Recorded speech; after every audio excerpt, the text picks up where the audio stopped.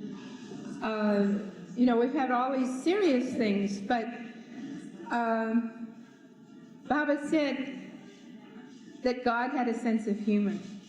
He said, how could I have ever lost my sense of humor? And I always liked that. In fact, that part of Baba attracted me and still attracts me very much. And I always used to think when I read stories about Jesus, they must have left something out, and that's his sense of humor. He must have had, as Avatar, he must have had a sense of humor. They didn't record in the New Testament. It must have been a Jesus joke, you know. Just like a Baba joke. He's so somber. Not so somber, yes, and all these paintings and stuff. And because in the stories about Muhammad, the most recent Avatar, they've been able to write down, you know, more of the anecdotes. And there's some wonderful little stories of Muhammad. I don't remember all, you know, I'm not that familiar with him, but he had a wonderful sense of humor. There are two very fine books. One of them, I think, is in the bookstore, Life of Muhammad. And there's so many touches like Baba himself, you know, little senses of humor touches. And I found that so appealing with Baba. His smile is like he's just enjoying a tremendous joke. And one time, this was again in the evening in 1952, we were with Baba and the women. Kitty was there, Margaret, the Lady Mandalay. And Baba's favorite thing was to turn around and ask one of us to tell a joke, you see. And I remember Ivy Deuce, she was smart. She had under her chair tucked away the Reader's Digest. You know, so she could grab and read. And I always had a terrible memory for jokes. And everybody else did pretty well. And when it came to me, I just couldn't think of a joke. And I could only think of a funny thing that happened. I don't know whether to tell the joke now. But it was that Baba always wanted to kind of amuse him.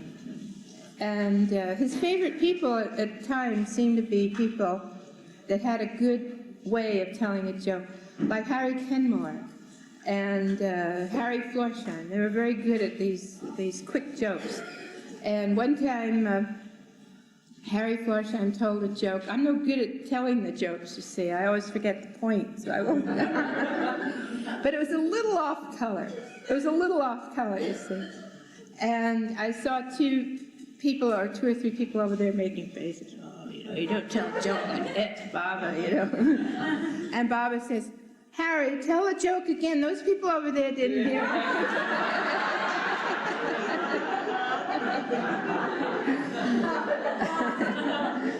And, you know, then another one who was very good at saying funny things, because Baba would have his serious mood. He may have gone into this other phase, you know, where he's doing his universal work, and his face would get drawn, and his fingers would work, you know, we'd all fall quiet. And it was, you know, heartrending to see Baba's face like that. Then it would suddenly change, and Baba would turn right away to someone and ask them to tell a joke or a funny story or something to lighten his mood. And Anita Villard was very good at that. And I remember we went through a little moment like that, and Baba turned to her, you know, like, come up with something, you know. And so she started to imitate Delia. So, Delia always had eau de cologne, you know, and whenever things were upsetting, she said, oh, my eau de cologne. Anita imitated her, and Baba laughed. And then Anita said, oh, she bought special panties for this trip, Baba. This is a 52. They're red, Baba, with red lace, you know. Of course, this was only with the women. And Baba just beamed. He thought that was terrible. He loved it. And then when they put on this little performance, this was in 1956, they had the story of the alligator, and then that was very funny. And then they had something rather about the Sanskara operation. They had Dana Field dressed as a baby in a baby carriage with the three doctors. There were three doctors with us. And they operated on his sanskaras, and they pulled out of his tummy, you know how you get in these magic shops, a whole roll of fake balonies, you know? And they kept pulling out all these fake balonies, you know, that was the sanskara operation. And Baba loved things like that. He just chuckled. And then in 52, I had the fun of going to a movie with Baba. We were in the RCA, Radio City Musical Hall. And the movie was a comedy. It was Charlie's Aunt, this old classic. And Ray Bolger plays the part, you know, and he gets, there's one sequence where he dresses as the aunt, you know, in drag. And there's this old fellow following him around trying to make passes at him. And Baba was chuckling. He was really chuckling. This is the funniest part of the movie. And I actually heard Baba chuckle. That was the only sound I ever heard from Baba, if you can imagine. I think Kitty will bear me out that Baba didn't make sounds with his throat or cough or, you know, do the things you can imagine you might have to do with your throat. His silence was so perfect. But he did chuckle at that movie. And he liked to tell little jokes too, like Enid Korf was a disciple. Now you spell Enid, E-N-I-D. And Baba turns to her and said, she said something to Baba, you know, I don't know what, like, help me or something, you know. And Baba said, when I take the I out of Enid, that will be the end.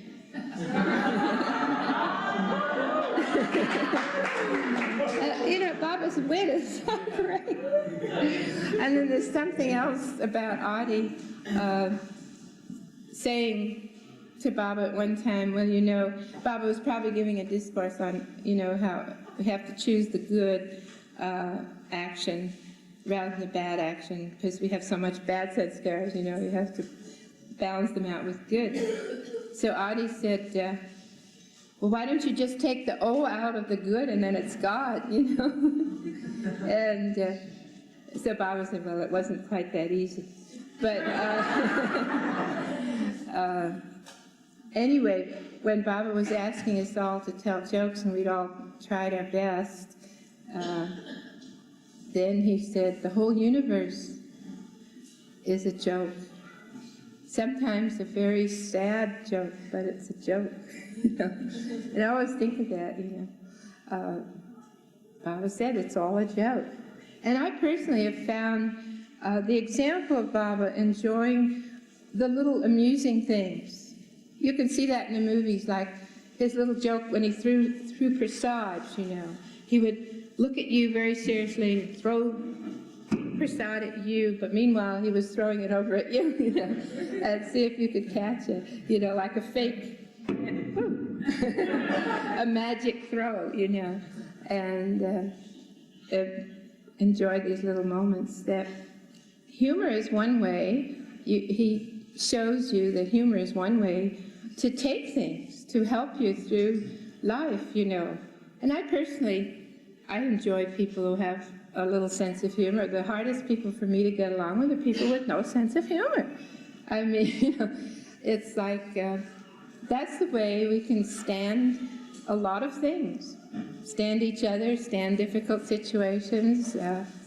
You know, there's a touch of humor about it. You can, in fact, Baba once said, thank God we can still laugh. I forget just when he said that, but, you know, when things all got botched up, Baba said, thank God we can still laugh. And in fact, he calls the whole thing his divine Leela, his divine play. And play has many meanings. You know, there's a play on words, there's child's play, there's the sense of playing an instrument. Play is something very important, and of course in my career as a game designer, play has been, you know, my life work has been child's play, you know, that's a joke I make about it. And I wrote a book on how to design toys, and I had a whole chapter on play, and you know there's so many serious books on play, which is sort of a joke in itself, you know. Have all these psychologists studying play, and I often think of the theory of play. The idea is that if a child doesn't play, it gets into serious psychological difficulty. Sometimes people would accuse us, you know, of wasting our time with toys and things, and however, they have found that if a child doesn't play, and sometimes play aggressively, you know, with a toy gun, you know, we always criticize the toy gun, or the little war game or whatever, if they don't act out these aggressions, they repress them, and then grow up with serious problems. So play is a very, very important thing for a child. And I noticed in all the stories of Baba's work with the mandali, he always gave tremendous amount of time to playing games, to playing cricket, to playing, you saw his own checkerboard. He said so many nice things about toys and games. That's what pleased me. He said, you know, I play marbles with the universe. And then there's in the Everything and the Nothing, there's a little discourse on my favorite toy. And his favorite toy, see, he likes everything. He likes, the gist of it is he likes everything, and everything has its place.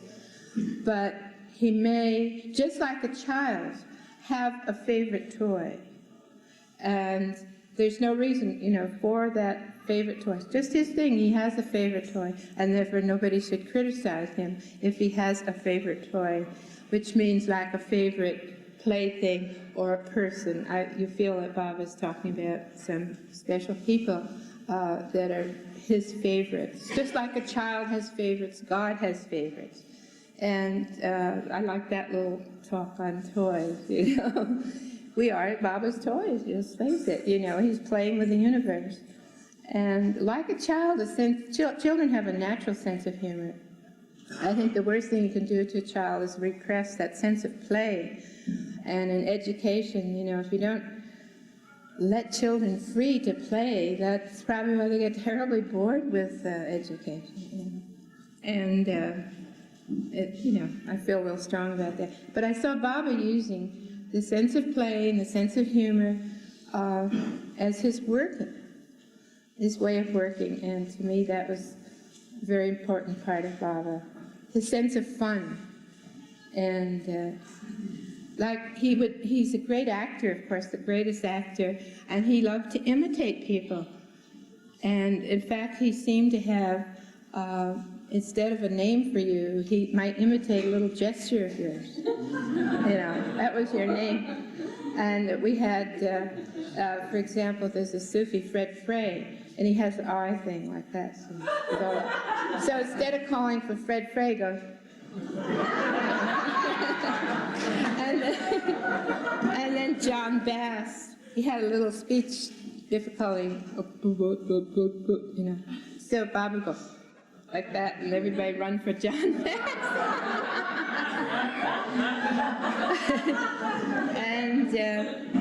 And one time Baba imitated me, a couple times Baba imitated me. I was sitting there, and I was going like this. Suddenly I noticed everyone else started giggling and smiling. There's Baba, he's imitating me. And then another time, in the barn in Myrtle Beach, we had a chance to go up for his darshan one by one, and the barn is as big as this building, at least, and we had to cross it all on this bare floor. It seemed like you were crossing a million deserts, you know. And there's Baba in his chair at the end, and I was walking and walking, and again I hear all this laughter behind me, you know, and Baba's smiling. And I was walking, you know, kind of swinging along, and Baba was going like this, you see, he was imitating. Yeah, and it was kind of funny. And when Baba told us the story, he acted out all the parts. I remember how he told the story of Mansari and the snake, which Mansari tells, and Baba was Mansari, and he was a snake, And, you know, when Baba's eyes did those snake eyes, I tell you, it's just unbelievable. See him, and just amazing.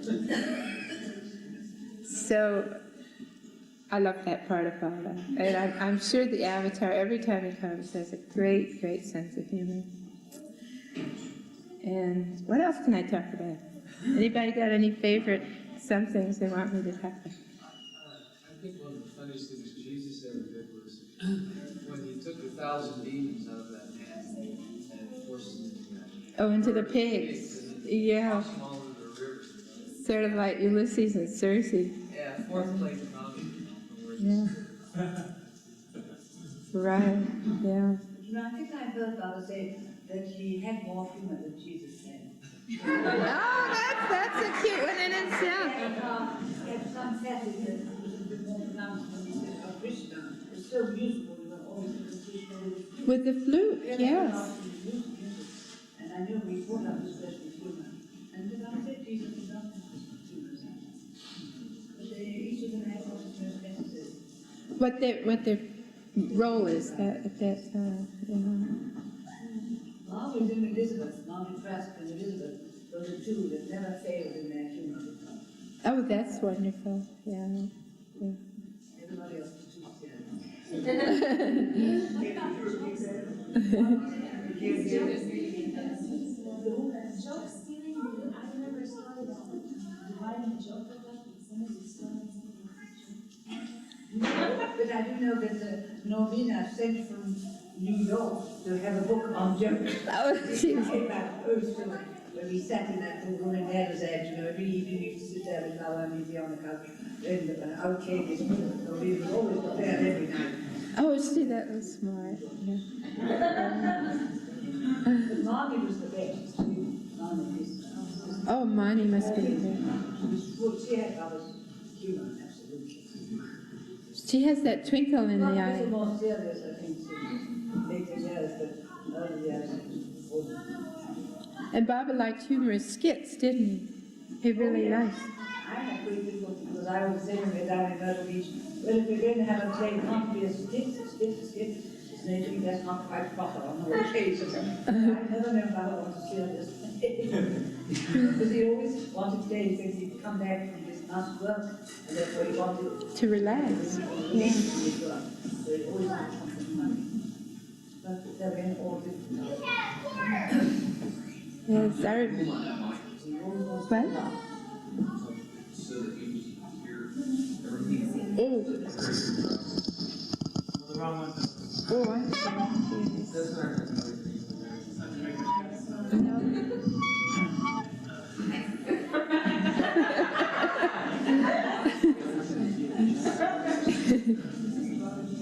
That's a Baba joke. Baba breaks his silence. Does he need a microphone?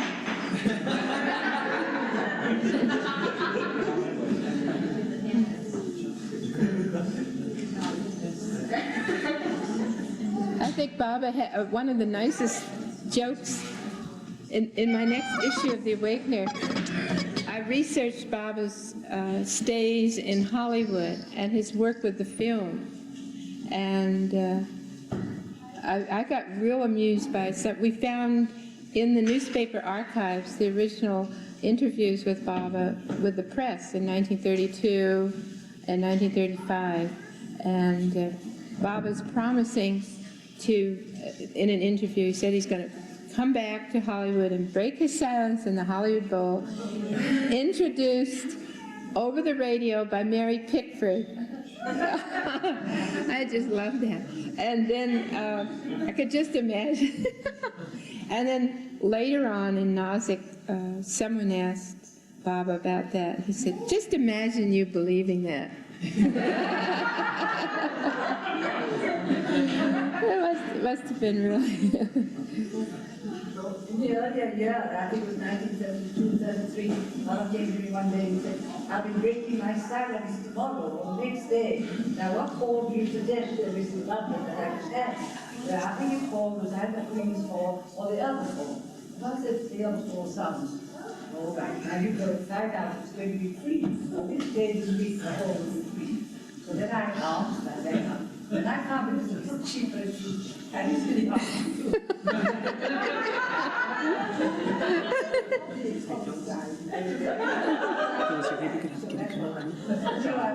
said, now, do you want to break your silence in the afternoon or in the evening? It's cheaper in the afternoon. Yeah, that could be all right in the afternoon. He said, well, and I let you know the board. After if there was weights until we decided we pay down whatever has to be paid down. Because I let you know the board. For the first of the morning came and Baba called me. He said, well, you could just let them know that I postponed breaking my silence. The Albert Hall. That's like our Hollywood Bowl, sort of. Bill, we couldn't hear that. Could you repeat that story? Ah. Let's have Kitty speak. No, my voice is gone today. I'll repeat the story because Kitty's voice is having a little raspiness. She said that in the early days in London, Baba was there, and he asked Kitty to look up some hall in which the biggest hall in which he could break his silence. And she went and asked the rates and the times, and it was the Albert Hall and some other hall too she investigated. And the Albert Hall was the biggest, and they gave her the rates, and it was a little cheaper in the afternoon. So she goes back to Baba, and Baba said he would let her know in the morning if he would use it, you see. And then in the morning, of course, he said, no, he changed his mind about breaking his silence.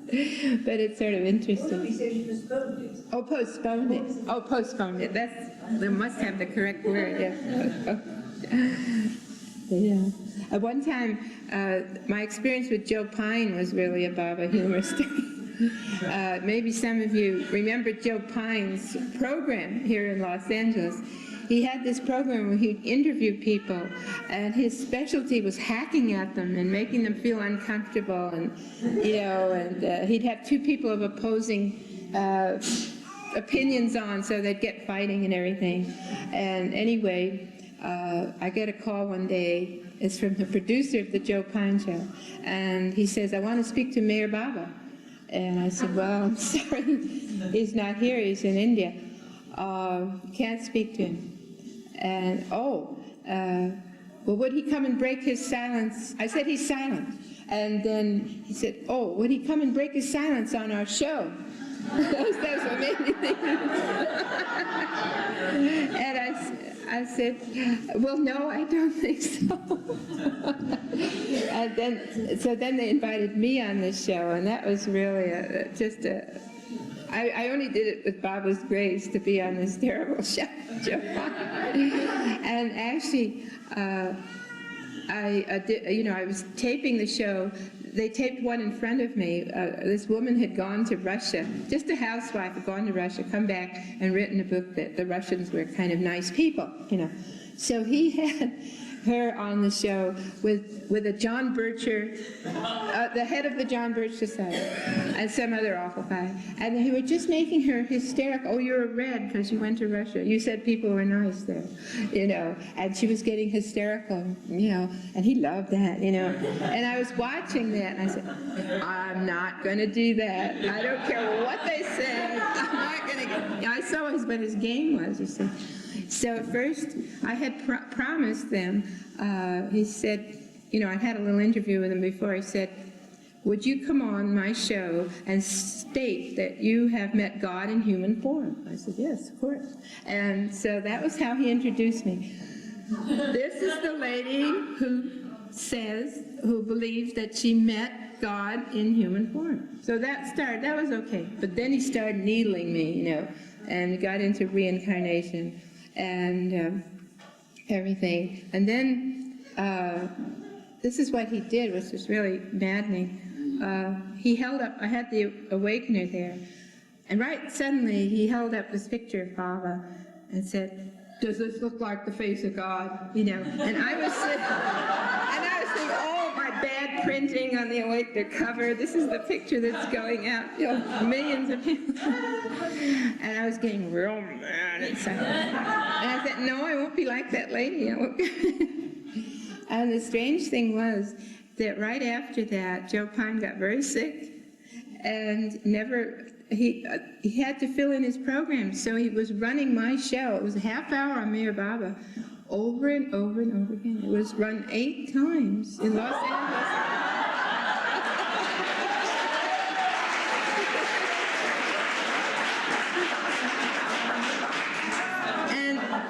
And people, I remember years later going somewhere, I think to the museum, and I had a Baba button on, a small one, you know, not a big one. A guard way over there, must have great eyes. He came over to me and said, that's Meher Baba, isn't it? And I said, yes. He said, I saw him on the Joe Pine show.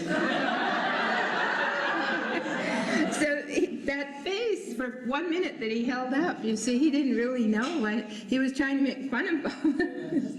And even that way Baba got his messages out. Huh? Television. You gotta take up the show. Yeah, I have to take it. Yeah. It was in the 60s. It was 66 or something like that. Yeah. So I experienced with Joe Pine. Yeah. And I'm going to say, don't you think it's very funny, I mean, very strange that in that play which everybody saw and loved, that there was so much humor given to God? Yes, that was a beautiful thing. And the lines were so good. 4 times I think I saw it. There was so much humor. I know. All through. And great lines, like when they ask him all these questions, was Jesus the Son of God? And it's, what's his name, the fellow that plays it? John Burns. Yeah, turns around, yes, and so was Buddha, and so was Krishna, and Zoroaster. He mentioned the avatars. It's just Muhammad, he said Muhammad. Just a really great lines. You know. Yeah, the humor was wonderful.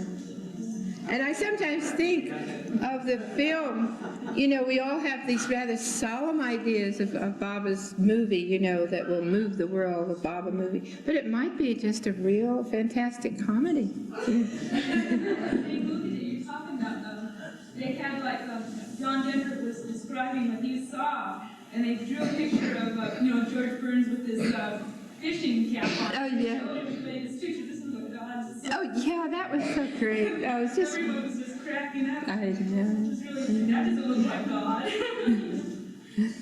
Yeah, there have been several movies lately that have touched on things, you know. We're working up to it. When somebody said today, you know, Baba will manifest, I think one thing that we don't know just anything about it, but I have had the thought that one way that could suddenly ignite the masses toward Baba, it isn't the books. The books now are very widely distributed in bookstores. There have been posters, buttons, talks, everything. I personally feel that Baba will make use of the biggest mass medium of film. And there will be some film, I don't know what or how or what, whether it be made by Baba people or not, but it would have something in it that Baba would work through in such a way that it would just suddenly hit the nerve of everybody. It wouldn't be the record, because we have, you know, a lot of Baba recordings, we have Tommy, the rock opera, but it would be some mass film thing that might just ignite a tremendous interest in Baba. Baba said, you know, in the messages, it could be a story of adventure, or it could be a love story, or any kind of story. It needn't be what we call a so-called spiritual story. That's what I'm thinking. But he's always said it had those 4 facets of the spiritual path. He never changed. In 32, 33, 40, 34, it's always the same. It must have evolution, reincarnation, involution, and God realization. Therefore, whatever film is done, it must incorporate those 4 great spiritual things. And one story that Baba himself wrote as a sample, which Adi has in India and some have seen, it carries one man through many incarnations. The same person comes through in many lives. This is the story that Baba himself wrote, and in the final one, of course, he meets the perfect master. Yes. But it can be any kind of And some of the scripts story, that's it. are working up to that, you know. Some of the Close Encounters and reincarnation of Peter somebody and Audrey Rose, and you know, they're getting into.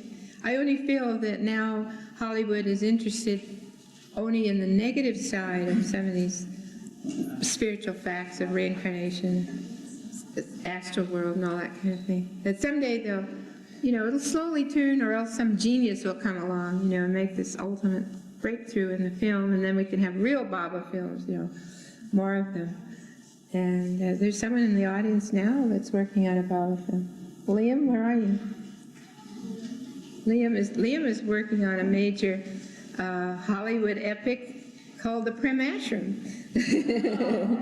Anyway, he's working along those lines, and so many, as Kitty said, so many today are working slowly toward acquiring. But I think the interesting thing that Baba did, when he stopped the film in 34 and 35, then very shortly after then, he walked to the surface, the God Speaks came along, and that gives the whole world, you might say, a much better insight on those four thoughts that come from the East. Right, That, I right. mean, everybody now talks about reincarnation, realization, so that Baba has prepared the world much better than it was prepared in 1933. In fact, Charles Burton always says in his book that the world was not ready for the film that Baba wanted at that time. No. And Baba just shut it off. He could change it, but he didn't have it because there was no commercial backing. Elizabeth tried to get the necessary funds, but it didn't come. No, but you can feel it now, and that's why I don't think about, you know, putting down in any way other people's groups and movements, because they're breaking ground too, the belief in reincarnation and karma, and, you know, their teachings don't compare with Baba, but they're kind of softening up the soil, you know, of the whole humanity. Like Life magazine, this was several years ago, about 6 years ago, took a survey of how many people believe in reincarnation. And it was like 45% of the population of the United States believe in reincarnation. Now that was quite a few years ago, without benefit of clergy. I don't know any major denomination that teaches it. I don't know any major college that, you know, teaches it, or scientist or anything. This is strictly coming from underneath, like a groundswell of belief through popular interest and search. So this is beginning to happen, and the same with parapsychology, and life after death now is a big thing. And Baba's breaking up this, you know, the intellectual cliches that we all lived with so long. And when that soil is broken up enough, then, you know, the artistic use of those ideas could come through. Yeah. There's an article I just read, it was either in People magazine or Good Housekeeping.